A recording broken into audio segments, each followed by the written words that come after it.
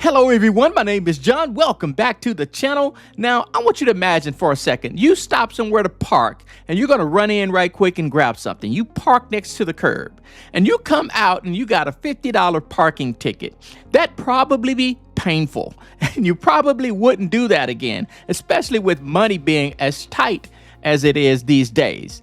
But for the agribusiness, Cargill, a $135 million EPA settlement is about 0.1% of their annual revenue.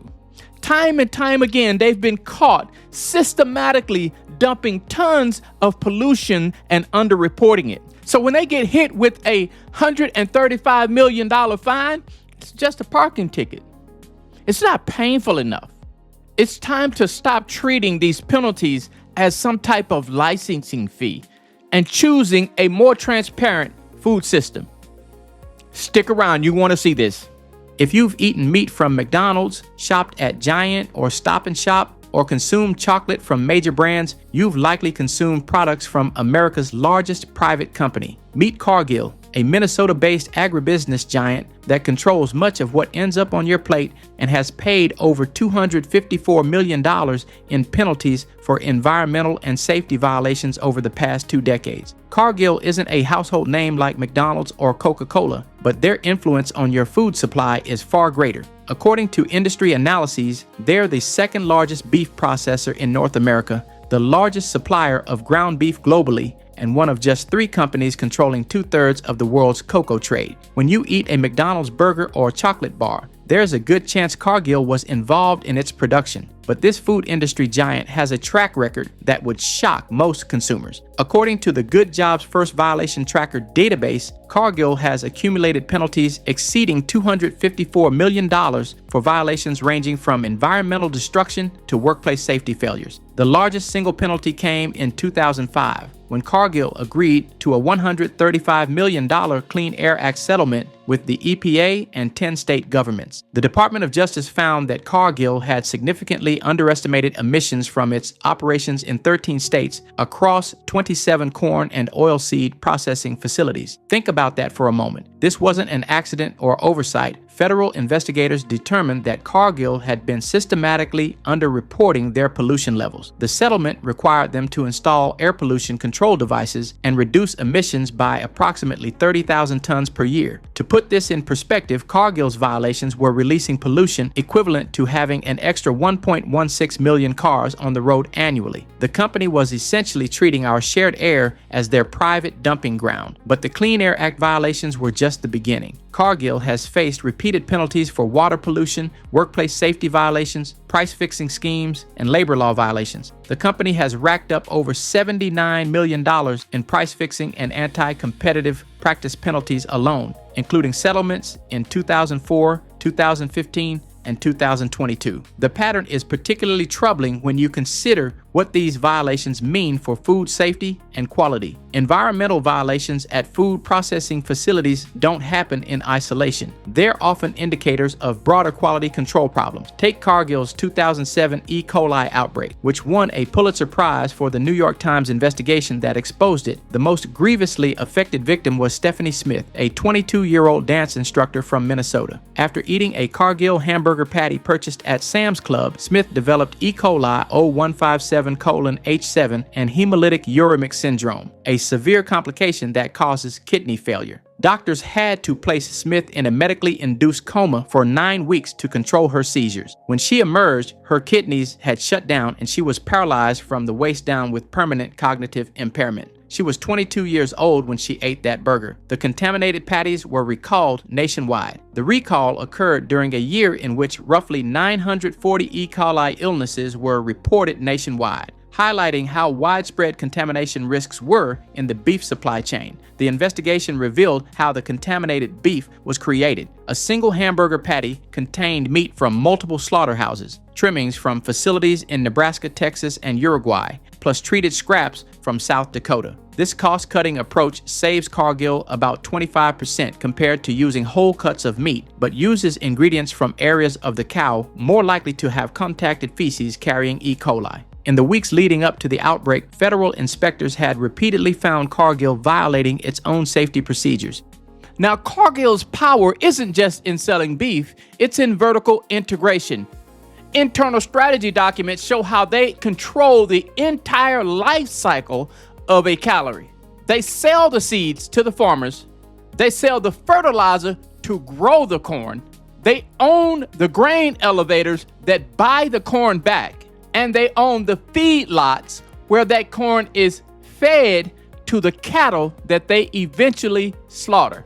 So by the time you buy a Cargill burger, they've already profited 5 times off of that piece of meat. So this isn't just a supply chain, it's a closed loop system designed to squeeze every single cent of profit out of the land while keeping the farmers and the consumers completely dependent on their infrastructure.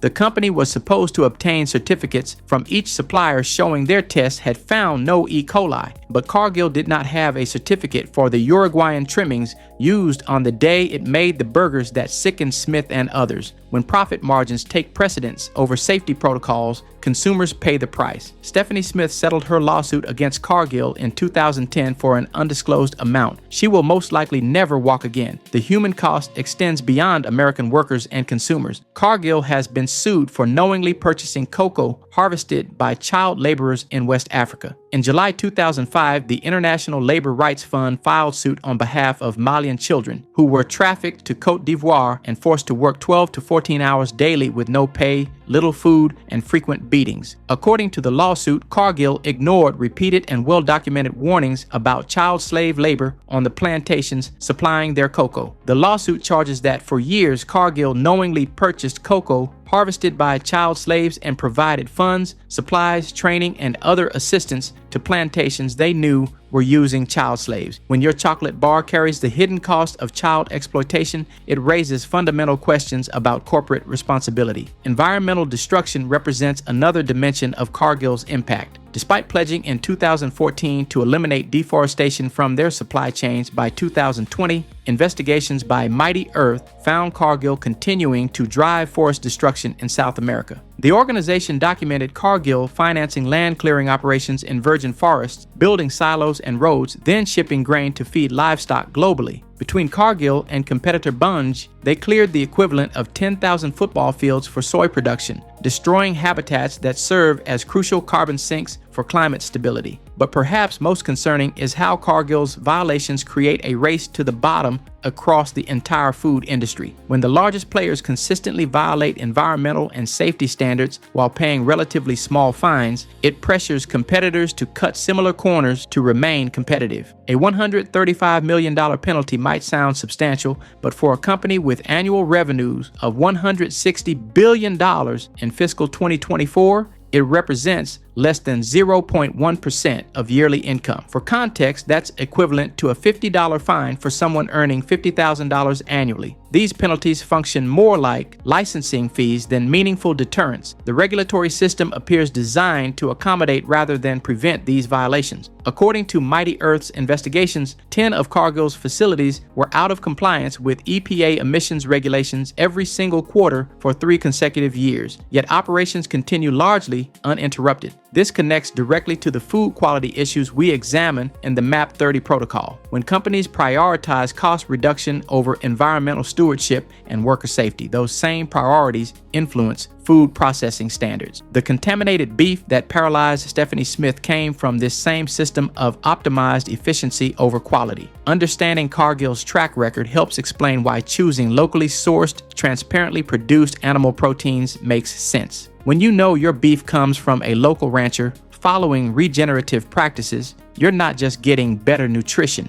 You're supporting a food system that doesn't externalize environmental and social costs onto communities. The alternative food system exists, but it requires conscious consumer choices. Every dollar spent on quality, ethically produced food is a vote for different priorities: environmental stewardship, worker dignity, and food safety over pure profit maximization. Cargill's $254 million in penalties represent more than corporate wrongdoing. They represent a food system optimized for shareholder returns rather than public health. Understanding this context empowers better food choices. The next time you see Cargill's fingerprint fingerprints in your food supply through McDonald's, major grocery chains, or chocolate brands, you'll understand the true cost of industrial food production and why investing in quality, transparent food sources isn't just about nutrition, it's about supporting a fundamentally different approach to how we produce and distribute food. Your food choices have power. Use them wisely.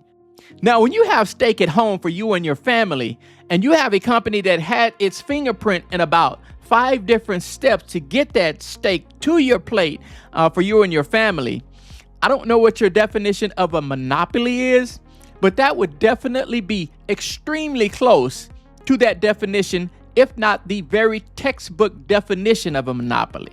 Cargill has their fingerprints in everything. And having this information just makes us more aware of the process to get that meat to our family. So I hope that helps. Thank you for watching. We will see you in the next video. Bye for now.